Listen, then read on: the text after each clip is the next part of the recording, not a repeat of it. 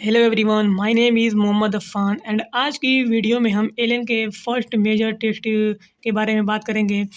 तो उसमें क्वेश्चन तो लगभग इजी टू मीडियम टाइप पे था एंड सिंपल क्वेश्चन था। उसमें लेंदी क्वेश्चन नहीं था। तो जैसे देख सकते हैं, ये क्वेश्चन थोड़ा अच्छा लगा क्योंकि इस टाइप का क्वेश्चन मैंने पहले नहीं देखा था कि इसमें काफ़ी कुछ एक ही बार में पूछ लिया है। और जैसे मैं द कॉलम वाला क्वेश्चन बहुत ज़्यादा था इसमें एंड लेंदी था मैं द कॉलम वाला। बाकी सब क्वेश्चन आसान ही थे। सिली मिस्टेक में ज़्यादा हो गई है, जैसे कि ये क्वेश्चन 102 ये वाला रॉन्ग हो गया है। मैंने एक का 4 तो सही लगाया पर 2 का 3 लगा दिया है जल्दी में, जिसमें 2 का 2 था तो ये वाला गलत हो गया है। बाकी ये भी क्वेश्चन गलत हो गया है पर बहुत आसान था, बाद में पता चला। एंड ये क्वेश्चन इतना लेंदी है लेकिन फिर भी बहुत आसान है। इसको देख एक बार में आंसर एलिमिनेट हो गया था। एंड सारे क्वेश्चन इजी टाइप पे थे। एंड देख सकते हैं ये एनसीईआरटी का डायग्राम है, ये भी एनसीईआरटी का डायग्राम है, दोनों एनसीईआरटी के डायग्राम से क्वेश्चन था। एंड ये ग्लूकोज एंड राइबोज का स्ट्रक्चर के बारे में पूछ लिया है कि कौन सा ग्लूकोज है एंड कौन सा राइबोज है। सिंपल ही क्वेश्चन था। एंड क्रेब साइकिल के बारे में यहाँ पे क्वेश्चन था। तो देख सकते हैं ये वाला क्वेश्चन भी अच्छा था क्योंकि इस टाइप का क्वेश्चन मैंने नहीं देखा था कभी।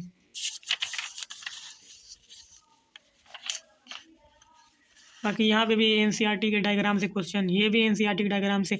ये वाला क्वेश्चन मेरा रॉन्ग हो गया क्योंकि मैंने इसका ऑप्शन 4 मार्क कर दिया, more than one option correct है, क्योंकि मैंने देखा which of the following is the function of the epithelial tissue Son.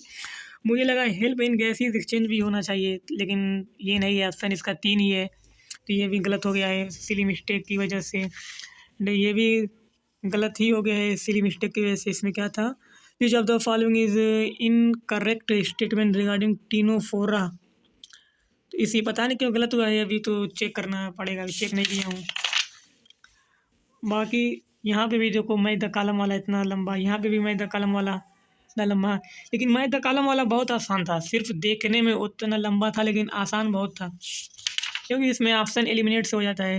And ये वाला थोड़ा सा बड़ा था क्वेश्चन, फिर भी आसानी था। यहाँ पे भी मैं द कॉलम वाला, लेकिन ये भी गलत हो गया। यहाँ पे भी मैं द कॉलम वाला क्वेश्चन एंड स्टेटमेंट वाला भी क्वेश्चन था। लेकिन ओवरऑल देखेंगे तो बायो का लगभग इजी टू मीडियम टाइप ही क्वेश्चन माना जाएगा। बहुत ही इजी नहीं कर सकते हैं, कुछ क्वेश्चन था इसमें जो कि थोड़ा अच्छा था। बाकी कुछ क्वेश्चन तो इजी भी था। ये भी गलत हो गया है। How many of the following are ureotelic animal aquatic amphibians. ये इसमें कौन सा गलत हुआ है अभी देखना पड़ेगा, अभी देखे नहीं है, सिर्फ आंसर मार्क किए हैं। ये वाला गलत हुआ है, ये सही है, सही है। बाकी सिंपल क्वेश्चन था यहाँ पे ज़्यादातर। यहाँ पे भी मैं द कॉलम वाला तो बहुत ज़्यादा इसमें है। अब चलते हैं केमिस्ट्री के पोर्शन के बारे में बात करते हैं। तो केमिस्ट्री का पोर्शन ये पहले ही क्वेश्चन गलत हो गया। इसमें था विच of the following आईयूपीएससी name is correct है। तो ये भी सही है, ये भी सही है, लेकिन ये आईयूपीएससी के हिसाब से सही नहीं है। ये तो इसका कॉमन नेम है पर मैंने अलाउद्दीन लगा दिया, लेकिन इसका ऑप्शन 3 है तो ये गलत हो गया। बाकी ये सब सिंपल क्वेश्चन थे, ये भी सही है, ये गलत हो गया। इसका आंसर 7 आएगा। How many structure of the alkyne form in molecular formula. तो इसका 7 आ रहा है, लेकिन मैं तो बनाया हूँ 6 आया था। देखेंगे कैसे 7 आ रहा है। इसका ऑप्शन 2 है। एंड ये भी सब इजी क्वेश्चन था। ऑर्गेनिक से तो ज़्यादा क्वेश्चन लग रहा है इसमें। शुरू का पोर्शन तो सारा ऑर्गेनिक का ही है, सब आसान क्वेश्चन था इसमें। ये पीएच वाला मुझे समझ में नहीं आया है, इसको देखना पड़ेगा अभी। एंड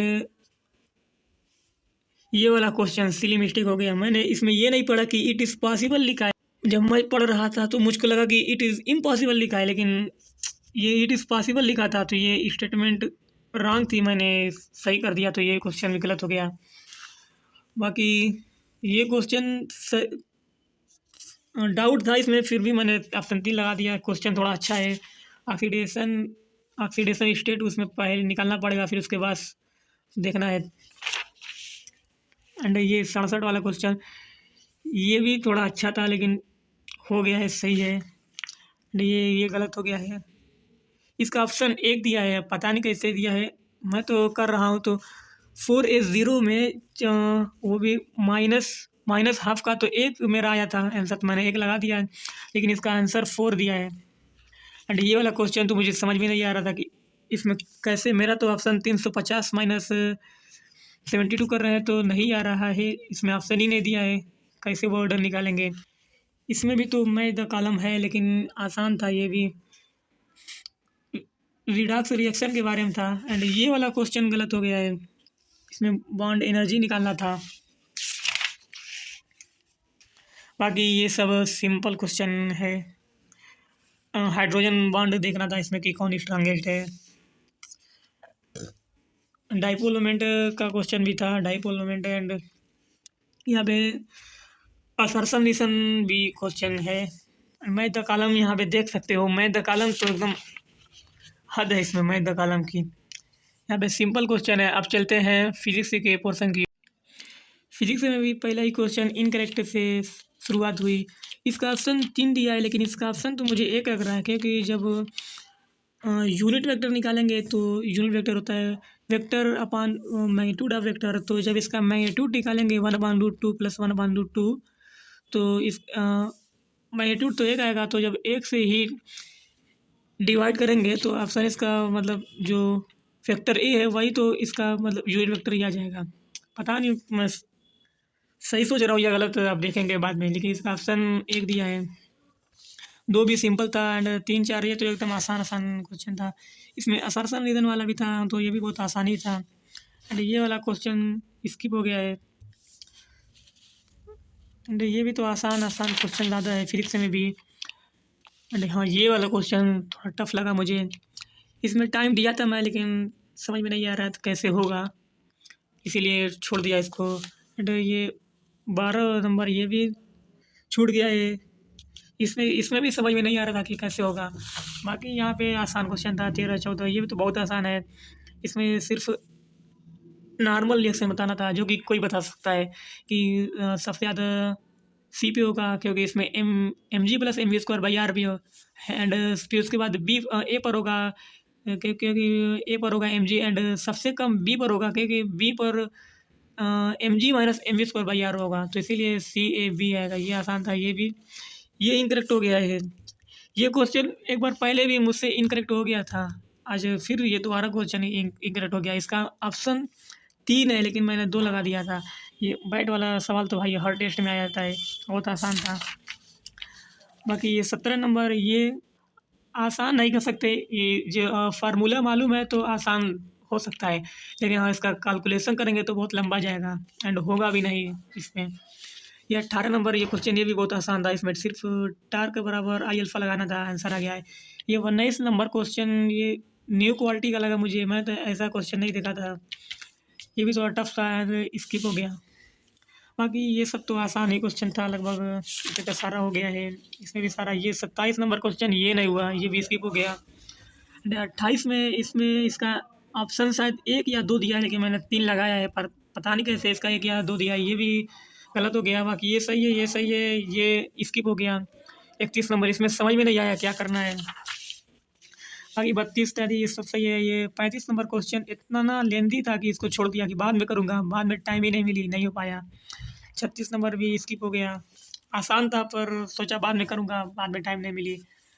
बाकी ये 38 नंबर क्वेश्चन ये गलत हुआ है, इसका ऑप्शन शायद बी दिया हुआ है, नहीं बी या सी दिया हुआ है, पर इसमें तो एक आ रहा था मेरा, देखेंगे क्यों गलत हुआ है।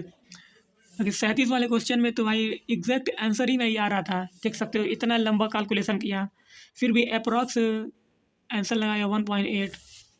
एंड 39 वाला है, ये तो पता नहीं कैसा सवाल था, इसमें समझ में नहीं आ रहा था पूछा क्या है। सरफेस टेंशन पूछा था, पर कैसे निकलेगा ये समझ में नहीं आ रहा था, क्योंकि इसमें 1/r दिया है एंड यहाँ पे कैपिलरी हाइट दी है, तो ये भी समझ में नहीं आ रहा था, छोड़ दिया वो।